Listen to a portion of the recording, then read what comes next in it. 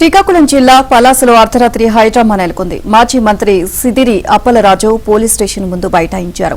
పలాస మండలం చిన్నబాడం గ్రామానికి చెందిన కూర్మపు ధర్మారావు, అంపోలు శ్రీనివాసరావును పోలీసులు అదుపులోకి తీసుకున్నారు.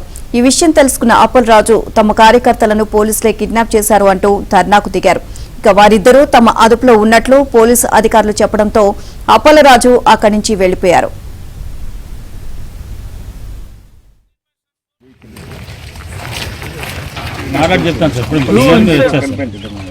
మీ కానిస్టేబుల్ ఎక్కడున్నా ట్రేస్ అవుట్ చేయండి. మేము వెళ్తాం అక్కడికి. ఇప్పుడు వచ్చాను, వెరిఫై చేసి చెప్తాను. నేను చెప్తున్నాను కదా ఫ్యాక్ట్స్ మీకు చెప్తాను సార్. ఇప్పుడు వచ్చారు, ఆయన ఫోన్ నెంబర్ మీరు వచ్చే ముందు దిగాను సార్. ఇప్పుడే జస్ట్ డిఎస్పీ చేయండి. నేను చెప్తున్నాను కదా క్లారిటీ. ఇద్దరు వ్యక్తుల్ని ఈ రోజు అబ్జెక్ట్ చేశారు మీ పోలీసులు, మీ కానిస్టేబుల్. అది నేను చెప్తాను సార్, క్లారిటీ మీరు మాట్లాడండి. నేను చెప్తున్నాను కదా, మీ గవర్నర్ నాతో మాట్లాడారు కదా, మీ కానిస్టేబుల్ నాతో మాట్లాడాడు. అంపోల్ శ్రీనివాస్ ఫోన్ చేసి ఇచ్చాడు మీ కానిస్టేబుల్ కి. అనుకుంటా కానిస్టేబుల్